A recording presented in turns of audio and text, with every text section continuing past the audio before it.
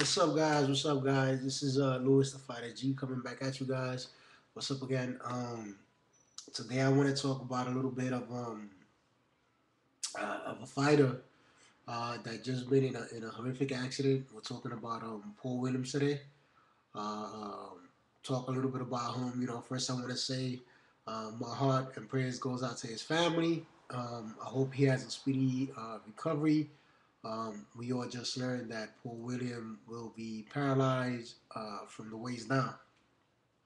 Uh, uh, on the flip side of that coin, the guy is real positive. He's being there's word about him trying to do some stand up comedy somewhat. I guess he's been joking in his on his bed and stuff like that. So it's just a big testament about how big of a champion this guy really is. And I just want to take a few minutes just reflecting a little bit off of Paul Williams' career. For the past several years, what he really meant to the sport, the type of fighter that he was, and so forth. And first let's talk about some of his highlights. He fought guys that nobody wanted to fight. Margarito, when Margarito was a threat to everyone and everybody was avoiding him, he stepped up to the plate. He fought him. Winky Wright was always a problem for anyone, and he stepped up to the plate and he fought him. Uh, and of course his memorial, like his two best fights um, with Sergio Martinez, and he got up in there. He took Martinez to the distance the first time. The second time might have been a little short for him, but it still says a lot about a man who went in there with dangerous fighters, and he never ducked anyone. The guy was always respectful in the media, in the eyes of the media. He excuse me, he was really respectful, never name bashed anyone. Real old school country guy. The guy would always speak by saying yes sir, no sir. He just kept it real. Says a lot about him, a lot about him in his history of boxing. And whether you like the guy, whether you don't like him, when he was an elite fighter and he was undefeated, or when he did become defeated, to those top elite fighters, they were saying how his career might have, or his stock took a hit and it was going down. Let's remember, guys, this guy fought people out there that nobody wanted to fight, people that was being dodged. Uh, this guy never said no to any fighter. He never backed down. If anything, a lot of people was afraid of him.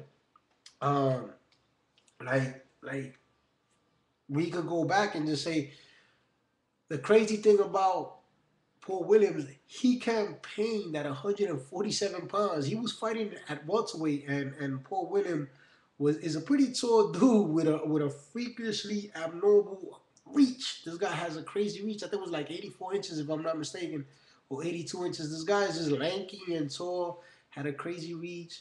Fought everyone that was in his way, and he fought from 147 to 160, and he went up and down in those weights. Like every challenge that he wanted to fight, if there was a big name for him to go out there, he get put on the map some more, just make just a threat and shake up the weight classes.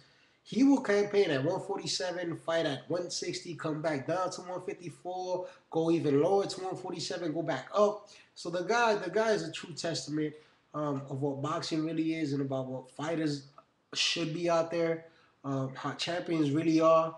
He never ducked anyone, and that says a lot just for that alone. We know that there's fighters out there that duck other fighters, and this guy was just such a threat to everybody that they were actually either afraid of him because of the fact that he wasn't a big market. Not that he wasn't a big name, it's just that he was such a threat that the money wasn't there for any of those fighters to take a chance.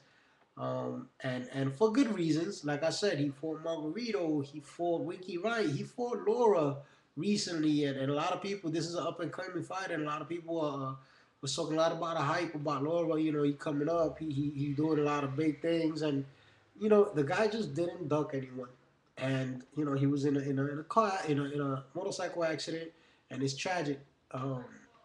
We we're happy. I'm happy as a fan that he's still alive and he's still looking at a positive career for him. That's not part of boxing, but I want to say thank you for giving us those memorial fights, those big fights, those entertaining fights. Every time he came, he stepped into the ring.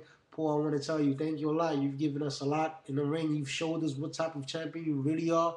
You've never ran from nobody, and you was always entertaining to watch. Whether you was going up or going down, you was always entertaining to watch, and you was always respectful. And I hope a lot of other fighters out there that if they watch my video, um, take a true look at what a leader you were and what kind of a champion you really was.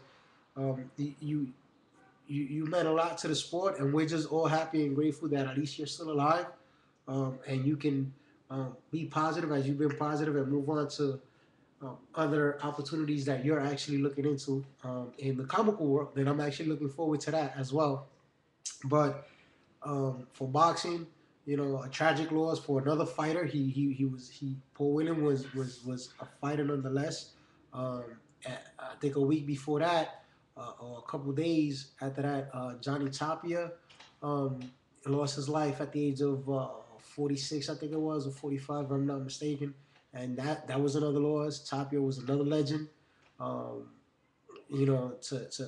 for whatever reason, I think it's still up in the air. It's a little fuzzy. There's not too sure about, or I haven't gotten the real 411 on how Tapia or why Tapia passed. But the guy died at a young age, and he was definitely a legend. He was retired, but definitely a legend and a big name in boxing. Um, and it's just crazy how we're losing these great fighters that are legitimately great fighters. They brought a lot of entertainment to the table, and these fighters, for whatever reason, things happen in life, and my prayers and condolences goes out to those families. Diego Corrales lost his fight. Excuse me, he lost his life to a motorcycle accident as well. The great Diego Corrales, and he was always entertaining to watch. The guy was, a phenomenal fighter as well. So it's always a big loss to the boxing world and to us fans when we lose these great fighters that's given us so much and so much memories and such exciting fights. It just says a lot about them. Um, and, of course, I want to hear from any of you guys. If you guys have any comments or anything, um, please just log on. Let me know. Uh, view the video. Say your piece if you want, or go ahead and this to me was just more of a small little tribute to Paul William.